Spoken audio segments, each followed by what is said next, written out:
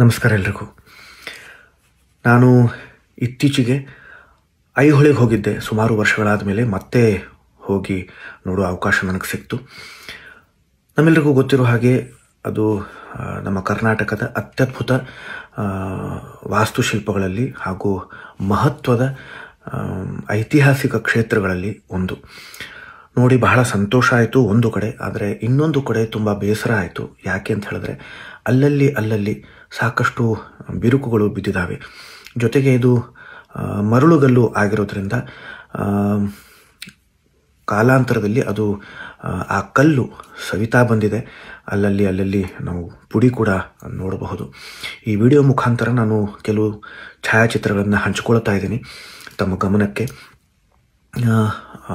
ಮೊಟ್ಟ ಮೊದಲನೇದಾಗಿ ನಾನು ನಮ್ಮ ಆತ್ಮೀಯರಾದ ಘನಶ್ಯಾಮ್ ಭಾಂಡ್ಗೆ ಅವರಿಗೆ ಹಾಗೂ ಆನಂದ್ ಹಬೀಬ್ ಅವರಿಗೆ ಧನ್ಯವಾದಗಳನ್ನು ಹೇಳ್ತೀನಿ. ಯಾಕೆ ಅಂತ ಹೇಳಿದ್ರೆ ನಾನು ಅಲ್ಲಿಗೆ ಹೋದಾಗ ವಿಡಿಯೋ ಮಾಡಿದ್ದೆ, ಆದರೆ ಕಾರಣಾಂತರಗಳಿಂದ ಆ ವಿಡಿಯೋ ಅಷ್ಟು ಸರಿಗೆ ಬಂದಿರಲಿಲ್ಲ. ಹಾಗಾಗಿ ಇವತ್ತು ಕರೆ ಮಾಡಿ ಅವ್ರನ್ನ ಕೇಳಿಕೊಂಡೆ, ನಾನು ಕೆಲವು ಛಾಯಾಚಿತ್ರಗಳನ್ನು ಕಳಿಸ್ಕೊಡಬಹುದಾ ಅಂತ. ಖಂಡಿತ ಅಂತ ಅವರೇ ಬಾಗಲಕೋಟೆಯಿಂದ ಅಲ್ಲಿವರೆಗೂ ಹೋಗಿ ಒಂದಿಷ್ಟು ಛಾಯಾಚಿತ್ರಗಳನ್ನು ಕಳಿಸ್ಕೊಟ್ಟಿದ್ದಾರೆ. ಹಾಗಾಗಿ ಅವರಿಗೆ ನಾನು ಧನ್ಯವಾದಗಳನ್ನು ಹೇಳ್ತೀನಿ.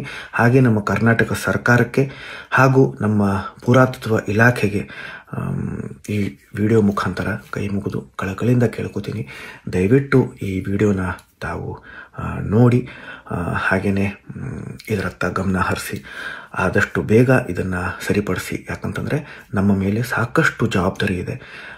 ಮುಂದಿನ ಪೀಳಿಗೆವರೆಗೂ ಈ ನಮ್ಮ ಐತಿಹಾಸಿಕ ಕ್ಷೇತ್ರಗಳನ್ನು, ದೇವಾಲಯಗಳನ್ನು ನಾವು ಅವ್ರಿಗೆ ತೋರಿಸ್ಬೇಕು, ಅದನ್ನು ತೊಗೊಂಡು ಹೋಗಬೇಕು ಅಂತ ಹೇಳಿದ್ರೆ ಅವು ಚೆನ್ನಾಗಿರಬೇಕು. ಹಾಗಾಗಿ ದಯವಿಟ್ಟು ಇದರತ್ತ ಗಮನ ಹರಿಸಿ.